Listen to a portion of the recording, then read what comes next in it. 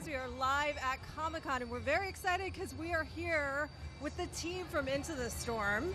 Are you guys excited to be here? We're right in the heart of it right now. It's insane. It's crazy, yeah. It's erupted this morning. Last night was a little sleepy, and today has just gone bananas. So let's dive right in. I spoke to you at WonderCon a little bit, and we jokingly said this is the Twister of its generation. I know that is not the first time you guys have heard that. But, you know, there was a day that disaster films had their heyday kind of in the 70s, and so this is interesting to me. How do you think this one sort of fits in with that, the lexicon of disaster films, and appeals to today's audience? Go ahead, Sarah. Please. Well, I mean, I think there's certainly an awareness of climate change that's maybe more pervasive than it was in the 70s, and I think we've all experienced either directly or indirectly sort of massive weather events that would have been inconceivable in the 70s. Something that I thought was amazing but terrible at the same time was some of the things that happened in this movie were made up at the time that we shot it 2 years ago, and they've since happened. There's a sequence that involving Jeremy Sumpter that I thought was brilliantly inventive, and then I saw a clip of something like that happening on YouTube. And so I think in a way this movie speaks to some of the it's a part of the conversation about the changing climate and the impact that the weather is having on everybody's personal lives. What was it like for you, Matt, to be in a role that's it's so reactive in a way? Let's talk about that a little bit. It's sort of easy. We were joking. Steve tortured us because there was always 100-mile-an-hour fans and big rain towers. We were getting soaked in the middle of the field and debris being thrown at us and explosions. So it's just your adrenaline in those moments where you have to run to get into the inside. You're just literally trying to survive in a very simple way. You're hustling to get out of the rain and the wind.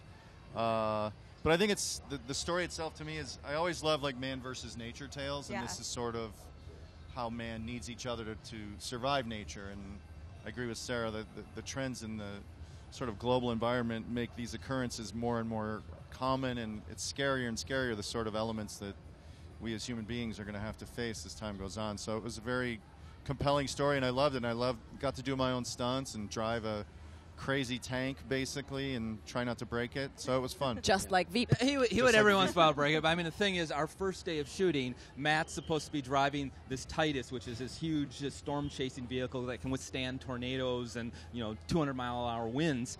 And it's a movie prop, so it's not a real tank. It looks like a tank, but it isn't. And we're driving it the first day, and we have artificial rain pouring on the windows, and suddenly I see Matt, and he's not really doing the scripted dialogue, and he's saying, "We got a breach, boys," and water is pouring into this vehicle. Buckets it didn't work. Buckets of water. I mean, he started laughing at a certain point. That's one of the things I loved about all the actors on this film. We put them through horrendous physical stress, but they were good spirits about it and had a good time. And there was a certain, bonding that everybody had that, it doesn't always happen in a movie. And it was just a fun experience. It was tough, arduous, but at the same time very rewarding. Yeah, it's funny because one of the things that I noticed is this was told to us originally that it was a found footage film, but you have this great background in 3D and special effects, even as a director. So, and what I've seen, these are crazy effects. Well, so can you talk a little bit about what we can expect from that? What I call it is, I call it a first-person narrative experience, because I feel found footage tends to be too gimmicky in the sense of shaky camera and making it feel like it's shot on a video camera, that I think it distracts from the storytelling, the characters, and the heart of the film, because you're reacting to that technical thing. So what I did is said, hey, we have professional storm chasers who are professional camera operators who know how to do this stuff, so they will operate good quality shots. The difference is that there's a little handheld and a little correction because of the wind, so it makes it feel real. So it's a little sloppiness, but it's not so sloppy that it makes you sick. And so that's kind of that balance there. And it also makes everything feel real. Because one of my mandates was, let's try to make this a huge action thrill ride. But the unique thing compared to all the other summer blockbusters is it's a real phenomenon. It actually occurs. They're real people. They're reacting to the things. There's, tension. There's humor. There's emotional moments all occurring based on the reality of just trying to avoid this horrific natural phenomenon, these tornadoes. We've got a question coming in from the community from Christine Bennett. It says, "Hey Sarah, big fan of yours.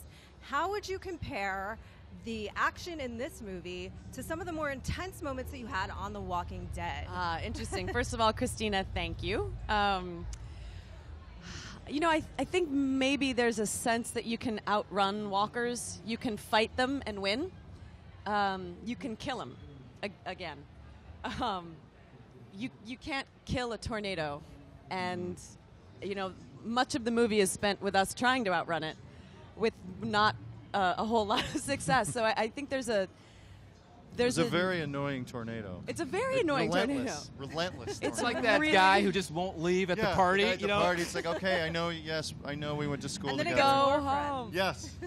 And then he calls his buddies, and they come and they converge, and there's multiple tornadoes that are like hanging out. Yes. Yeah. We actually have a couple of your old Walking Dead compatriots, since we're there, coming in. Have you kept up with the show at all? I don't watch the show, partly because I don't have a television, but That's awesome. That's it's awesome. also it saves a lot of time. Such a hippie. You're such a hippie. I know, I'm a dirty hippie. I'm raising my chickens and quilting and living on a farm and not having a It's TV. the first time I've seen her in a dress. That's awesome. It's That's usually actually overalls and a completely straw true. hat. I don't actually live on Green Acres, for what it's Okay, worth. sorry. And you're in a straw hat right now, right? Oh, yeah. I'm just, I I mean, am. So you don't keep up with it. Do you still? I mean, we're here at Comic-Con. You guys all must be getting a big sort of fan response. Have you interacted much yet with the fans? Have you had that experience? not yet, but we're going into. We're heading into the dome The beast. soon. Inside We're the heading beast. into the storm. I mean, to me, that's the great joy of Comic-Con. You know, so much of what we do as actors promoting something, you deal a lot with the press, and you sort of, you know, shoot into the void and hope people like what you're doing. At Comic-Con, they're on the other side of the table, either saying, "Hey, I love what you're doing," or "I hate everything about you." And Is that the weirdest thing? You had to experience that. That must have been the weirdest thing. Do you know what? I think it's wonderful. I think it's really honest. I mean, I come from theater. Matt, you know, comes from an improv background.